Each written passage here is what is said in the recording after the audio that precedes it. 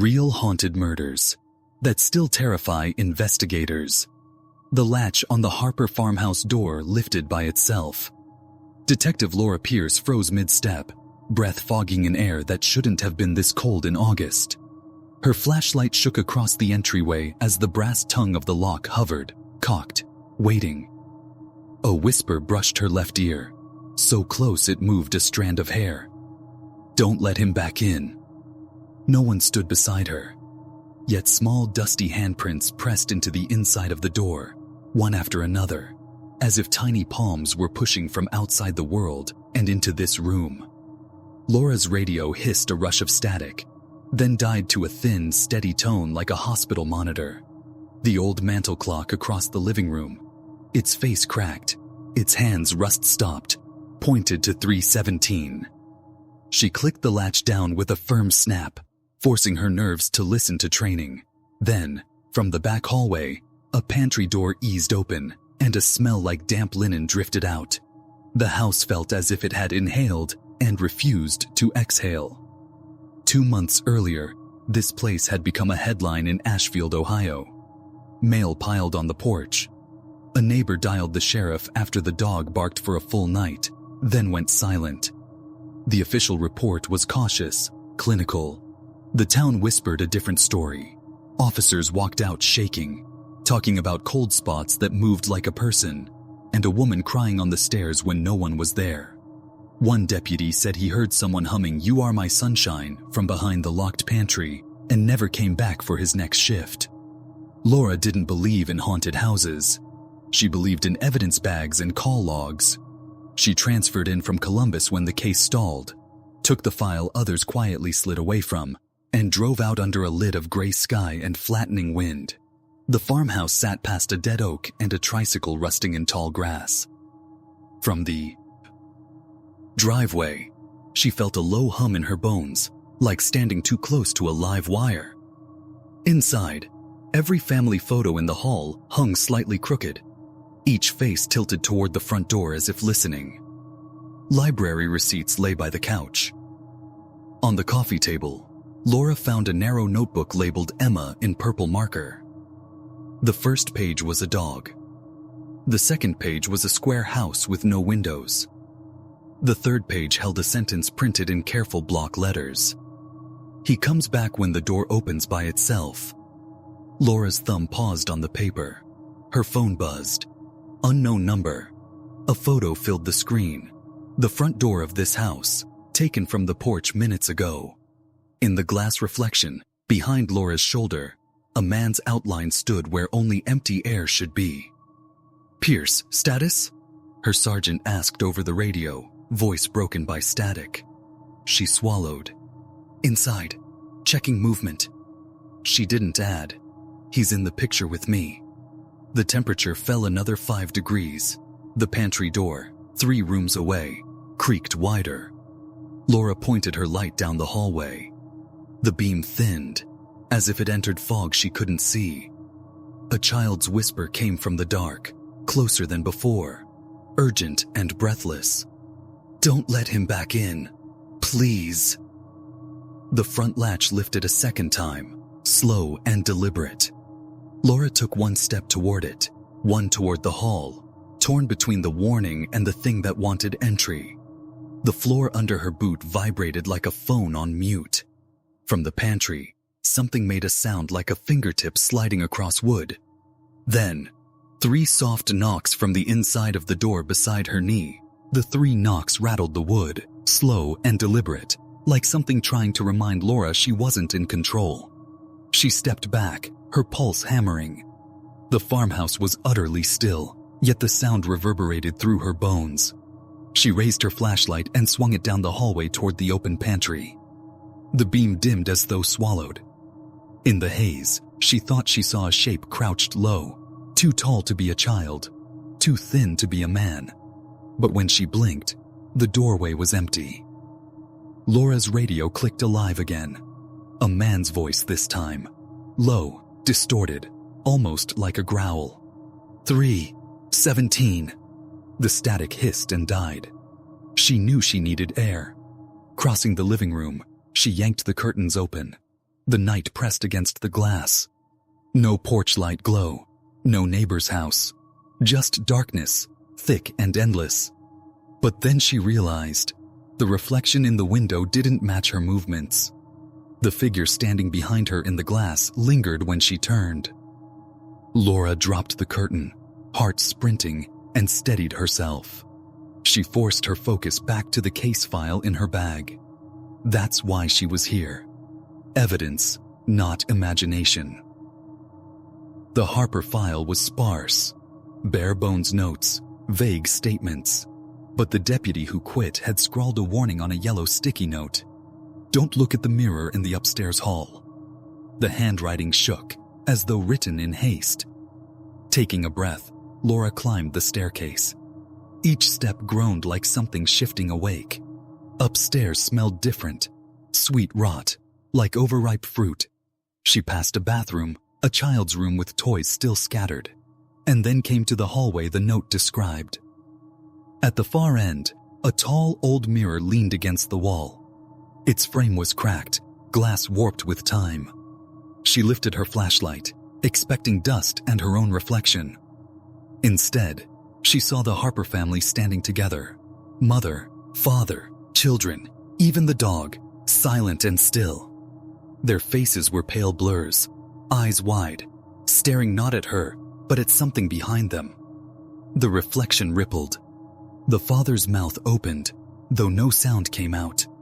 His hand lifted, pointing directly at Laura. Her throat tightened. She backed away, pulse ringing in her ears. But the mirror didn't let her go. Behind the frozen family, a tall shadow shifted, its head bent too low for its body, limbs stretching as though made of smoke. Don't let him back in. The child's whisper returned, louder now, vibrating through the hallway walls. Laura snapped her gaze from the mirror and bolted into the nearest bedroom. She slammed the door, chest heaving. For a moment, silence. She pressed her back against the wood, forcing herself to slow her breathing. Then, a sound on the other side. Soft scratching. Closer. Higher. The scrape of nails against the very spot her head rested. And then, another knock. This time from inside the bedroom closet. The knock from inside the closet was softer than the ones on the door downstairs.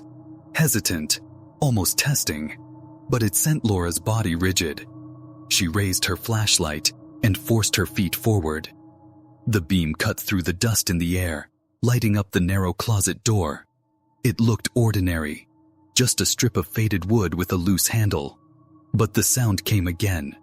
2 slow taps, then one long drag like a fingertip trailing down.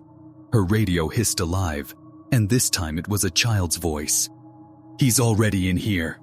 Laura snapped the radio off and gripped the closet handle. She was a detective, a rational, trained officer. She couldn't walk away from evidence, no matter what her nerves screamed. With one sharp pull, she yanked the door open. Empty, just hanging coats and a cracked shoebox on the floor. No figures, no shadows, only the smell. That same damp, pond-like stench wafting from the darkness. She crouched to check the box, lifted the lid. Inside, she found brittle photographs. They were Polaroids of the Harper children, Emma and her younger brother, Daniel. Some smiling, some posed with their dog.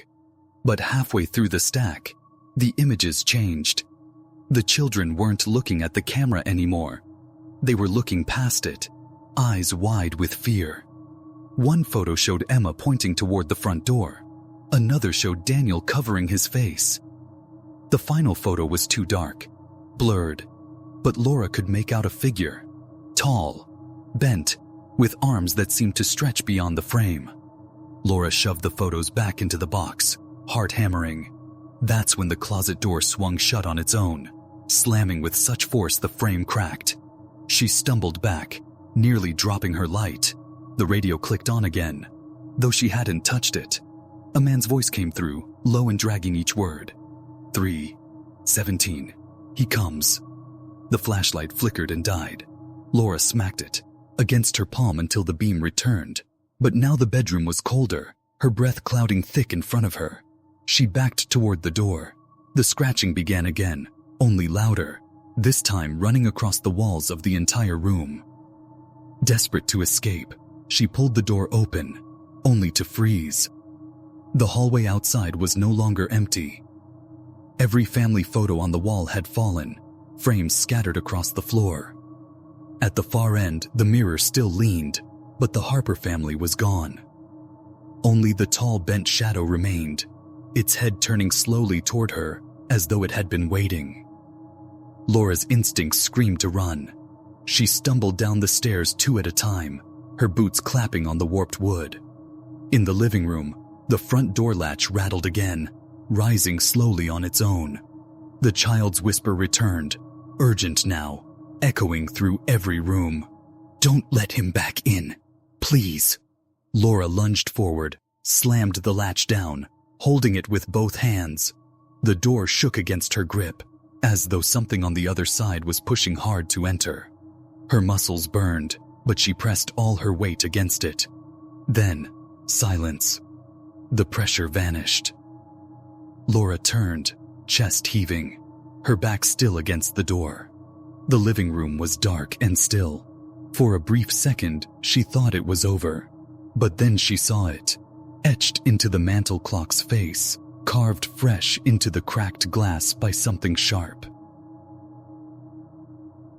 17.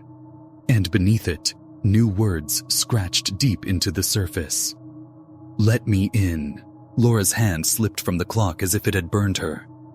The carved words shimmered in the dim light, each letter gouged so deep the glass looked ready to shatter. She staggered back, clutching her flashlight like a weapon, every nerve screaming at her to get out. The house had fallen quiet again, but it wasn't relief. It was the kind of silence that felt like the pause before lightning strikes. Even her radio was dead, the static gone, leaving only the heavy sound of her own breathing. She reached for the doorknob, desperate to be outside, but froze when her phone buzzed in her pocket. Unknown number. Against her better judgment, she looked. A message flashed across the screen. "You can't leave until he's finished." Her grip tightened. Finished with what? From the hallway, the sound of footsteps began. Slow, measured, coming down the stairs 1 step at a time. Laura spun, light trembling across the banister. No one was there, yet the wood groaned under the weight of each deliberate step. By instinct, she raised her phone to record, but when the lens caught the staircase, she gasped. Through the screen, she saw him. The shadow. Tall, bent, limbs too long, head cocked sideways like it couldn't hold itself upright. He descended with an awful patience, one hand dragging along the railing, leaving black streaks behind. The phone buzzed again. Another message appeared even as she filmed. "Don't let the door open."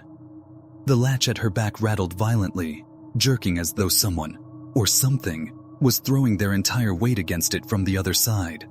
Laura pressed her shoulder to the door, eyes fixed on the figure slowly reaching the bottom step.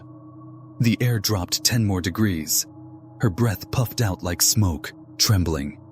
She tried to call for backup, but her radio gave only a whisper of a child's voice. "Too late. He's here." Laura's flashlight blinked out. Panic flooded her chest, but in the darkness her other senses sharpened. She heard the wet scrape of nails across the living room floor, circling. She smelled pond water and rot. She felt the faint vibration of something massive moving closer. And then, warm breath at her ear. "Open it." Her hand shot up to the latch, not by choice, but as if it was being pulled. Muscles seized, her arm jerking toward the brass. She fought it with every ounce of strength, whispering to herself, "It's not real. It's not real. It's not real." But the door was alive under her palm, the latch rising against her will. She could almost feel fingers on the other side, curling through the gap, ready to pull. With a scream, Laura wrenched her hand back and fell to the floor. The door stopped rattling. The footsteps ceased. The silence returned. When she dared to look up, the clock on the mantel ticked for the first time in decades. Its hands aligned. 17. Laura scrambled to her feet, heart racing, and bolted out through the side kitchen door into the night air. She didn't stop running until she was halfway down the dirt road, the farmhouse shrinking behind her. But when she finally dared to glance back, her blood froze. The front door of the Harper farmhouse had swung wide open, and in the glow of her headlights, she swore she saw small handprints forming on her own car window, one by one, as if something had already followed her out. To this day, investigators refuse to speak about what happened in that house. Some cases never close, not because the killer escaped justice, but because something darker was never locked away.